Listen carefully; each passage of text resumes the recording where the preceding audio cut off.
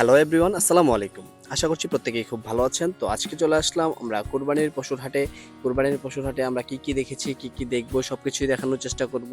গরু, মহিষ এবং ছাগলের যে হাটটা রয়েছে সবকিছুই আপনাদেরকে ঘুরিয়ে দেখানোর চেষ্টা করব এবং কিরকম জমেছে কুরবানির পশুর হাট সেটাই দেখানোর চেষ্টা করব। তাই আমরা চলে আসলাম দুপুর ২টার পরে আমরা মাওনা বাজারে চলে আসলাম। তো এখানে আমরা গরু, ছাগল, মহিষের হাট দেখব। তারপর কি পরিমাণ গরু, ছাগল, মহিষ উঠেছে, কিরকম দাম, আজকে কিরকম ক্রেতা রয়েছে বাজারে সবকিছুই দেখানোর চেষ্টা করব। এখনো যেহেতু ১৭-১৮ দিন বাকি রয়েছে ঈদের, সেই কারণে কিন্তু বাজারটা তেমনভাবে জমেনি। আর এখন যেহেতু ৩টা বাজে, তো ৩টার সময় দেখেন, ৩টার সময় কিন্তু ঈদের আগ মুহূর্তে কিন্তু বাজারে অনেক লোক থাকে, অনেক গরুও থাকে।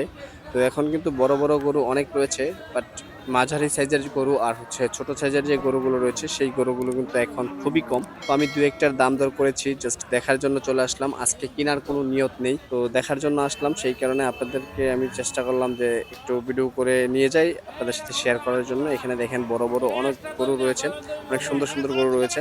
এগুলো হচ্ছে বেশিরভাগই ব্যাপারীদের গরু। তো আপনাদেরকে আমি ছোট, বড়, মাঝারি সকল আকারের গরু, ছাগল, মহিষ সবকিছু দেখানোর চেষ্টা করব যতগুলো বাজারে উঠেছে। তো এখন যেহেতু আগেই বললাম ১৭-১৮ দিন বাকি রয়েছে, এখনো কিন্তু সেইভাবে ঈদের বাজার জমজমাট হয়নি। তো গরুর বাজারে কিন্তু গরু উঠেছে কম, প্লাস ক্রেতা বিক্রেতা সবই কিন্তু কম। এখানে দেখেন যে অনেক সুন্দর গরু রয়েছে, বড়। তো এই পাশে যা রয়েছে সবগুলো কিন্তু বড় রয়েছে। আর এবার ক্রেতা বিক্রেতাদের কথা চিন্তা করে কিন্তু মাওনা বাজারের ইজারাদার যারা রয়েছে তারা কিন্তু উপরে ত্রিপলের ব্যবস্থা করে দিয়েছে। এই ব্যাপারটা পার্সোনালি আমার কাছে অনেক ভালো লেগেছে। এই তো আমরা চলে আসলাম মহিষের বাজারে। এখানে কিন্তু সারিবদ্ধভাবে অনেক বড় মহিষ বাঁধা রয়েছে। আপনারা দেখতেই পাচ্ছেন। এখানে ছোট বড় সব ধরনের মহিষ রয়েছে। তো একদম ছোট মহিষগুলো কিন্তু নেই বললেই চলে। এখানে অনেক বড় বিগ সাইজের মহিষ রয়েছে। দেখেন এই মহিষগুলো কত সুন্দর, কালারগুলো কেমন চিকচিক করতেছে, অনেক বড় মহিষ। এগুলো ক্যামেরাতে আপনারা কতটুকু বড় বুঝতেছেন সেটা বুঝতে পারতেছি না। তো এটা কিন্তু বাস্তবিক অর্থে অনেক বড়।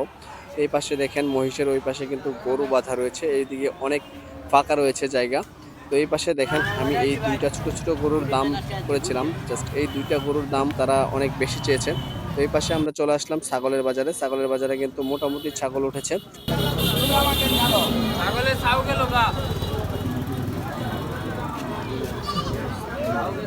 আজকে আমি জাস্ট শুধু এসেছিলাম বাজারে, বাজারটা দেখার জন্য কি পরিমাণ দাম দর, কি পরিমাণ গরু উঠেছে জাস্ট একটা আইডিয়া নেওয়ার জন্য আজকে এসেছিলাম বাজারে। তো বাজারে এসে দেখলাম ততটা গরু ওঠে নাই, ততটুকু কাস্টমারও নেই, তার বেচাকেনাও কিন্তু কম। তো সেই কারণে কিন্তু আমরা জাস্ট পুরো বাজারটা ঘুরে আপনাদের সাথে শেয়ার করে দিলাম। আর যদি আপনাদের রেসপন্স পাই, ভালো কোনো রেসপন্স পাই, তাহলে আমি নেক্সটে আরো ভিডিও আনার চেষ্টা করব আমাদের চ্যানেলে এবং পেজের মধ্যে কোরবানির পশুর হাট নিয়ে। তো আজকের মতো কোরবানির পশুর হাট আমাদের ঘোরা শেষ। তো সবাই ভালো থাকবেন, সুস্থ থাকবেন সেই কামনা করে আজকের মতো আমি এখানে থেকেই বিদায় নিচ্ছি। সবাই ভালো থাকবেন, সুস্থ থাকবেন। আসসালামু আলাইকুম।